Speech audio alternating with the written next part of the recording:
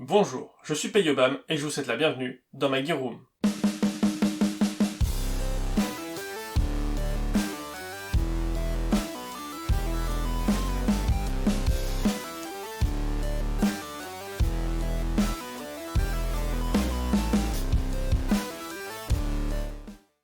Aujourd'hui, je vais vous présenter les différents systèmes d'armement que j'utilise pour aller en partie.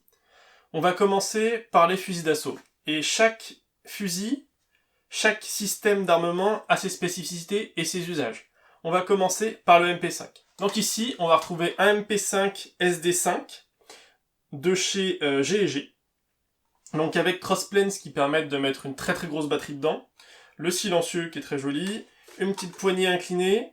En sangle, j'ai de ce côté-ci une Slingster de chez Ferro Concept, qui est pour moi une très bonne sangle, avec la petite attache voiture de chez Chimera. Dessus, j'ai un rail à l'avant qui me permet aussi d'y accrocher cette lampe en cas de besoin. J'ai une repro de micro T1, donc cette réplique-là, elle va avoir un avantage, c'est qu'elle a un canon qui est aussi long que celui de mon 416, tout en ayant des chargeurs qui sont beaucoup plus fins. Donc si j'ai besoin d'avoir un gros emport en munitions avec peu de poches, je vais partir sur mon MP5. Pour illustrer ça, on va prendre une poche double M4 de chez Tiger Tailor. Dedans, on peut voir que j'y mets deux chargeurs de 416, mais je vais également pouvoir y mettre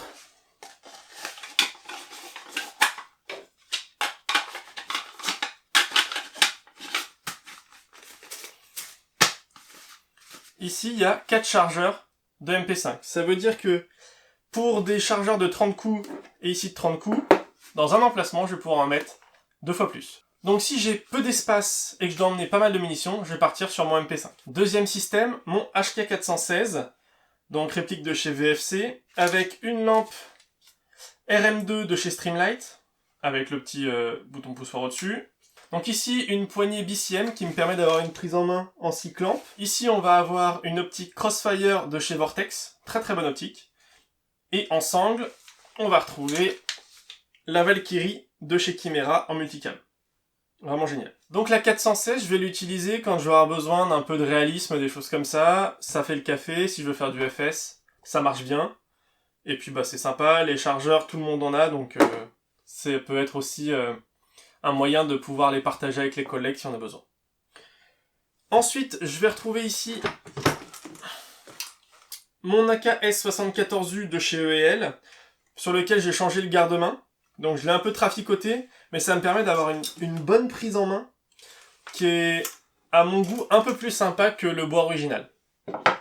Voilà. Ça, quand je veux faire de l'insurgé, du résistant, voilà, c'est ma réplique de prédilection quand je veux faire ce genre de personnage, on va dire. Donc pour l'AK, comme je vous ai dit, il y a très peu d'accessoires. J'ai juste changé le front grip ici pour pouvoir avoir une espèce de poignée inclinée qui permet d'avoir une meilleure prise en main, je trouve. Une sangle RS qui est vraiment basique, une vraie sangle basique en toile, mais qui est vraiment costaud, ça marche bien. Et après, organe de visée mécanique, pas de red dot, rien du tout. Voilà, du basique de chez basique. Maintenant, on va passer à ma réplique de prédilection quand je vais en CQB. Ça va être mon petit MP7 VFC en AEG. Donc petite réplique vraiment très sympa, très maniable. L'ANPEC ici permet d'y loger la batterie. J'ai une repro de MRO, mais bon, c'est Vector Optique qui fait ça.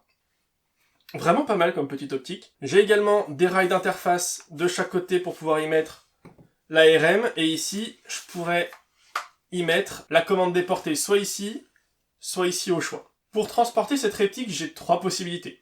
C'est une sangle russe qui est vraiment pas mal. Pourquoi ? Parce qu'elle a ici une partie en choc corde, ici une partie fixe, légèrement rembourrée, mais c'est vraiment très minimaliste.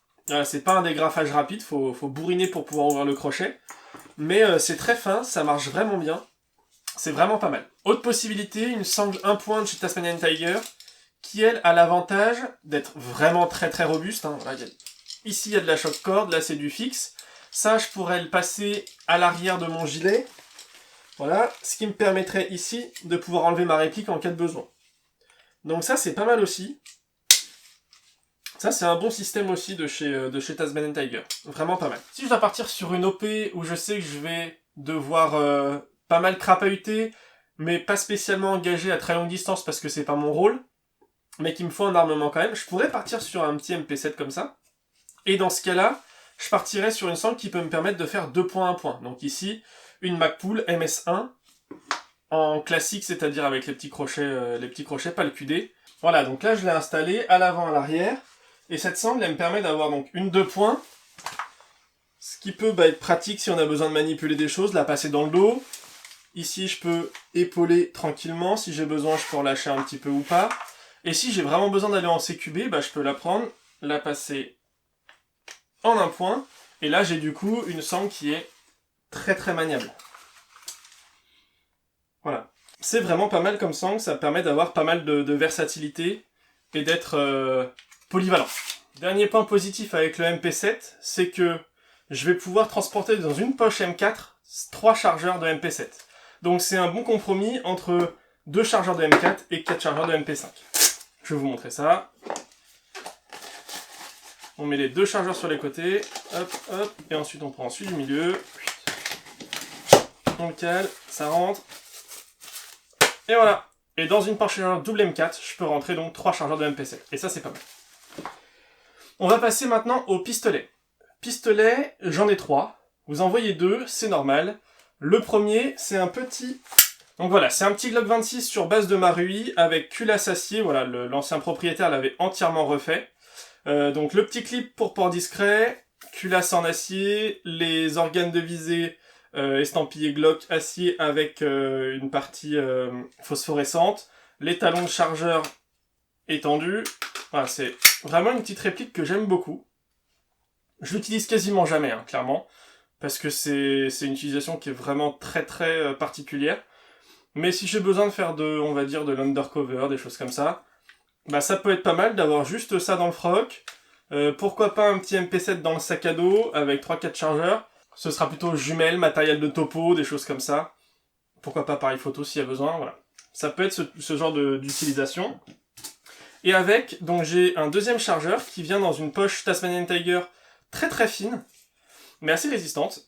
Et du coup, ce porte-chargeur n'a pas de passe en molle à l'arrière, c'est du velcro, mâle. Et du coup, sur certains pantalons, j'ai fait installer à l'intérieur de ma ceinture du velcro femelle, ce qui me permet de le scotcher à l'intérieur et d'avoir mon pistolet ici et mon chargeur ici, ce qui va me donner l'emport d'un holster pelvien avec pistolet et chargeur. Autre réplique qui m'a servi pendant longtemps, mon P226 WE gaz, qui est vraiment une réplique que j'aime beaucoup. Je l'utilise quasiment plus, parce que maintenant j'utilise quasiment que le Glock.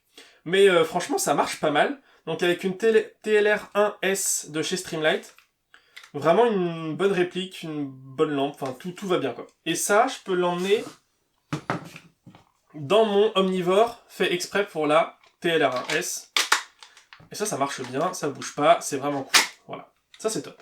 Et en dernier lieu, la réplique que j'utilise, on va dire 99% du temps, mon Glock 17 Gen 4 de chez VFC, avec donc stippling maison, le petit Magwell Wish, enfin un petit Magwell Wish ou AliExpress, donc j'ai dû retravailler pour que ça fitte, mais maintenant c'est juste génial, c'est un régal pour insérer les chargeurs.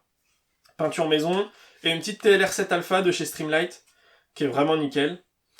Donc ça c'est vraiment ma réplique que j'utilise à chaque fois que je vais en partie. On a fait le tour de mes différents systèmes d'armement, donc je vais avoir plutôt pour de la longue distance, ou on va dire forêt, tout ça.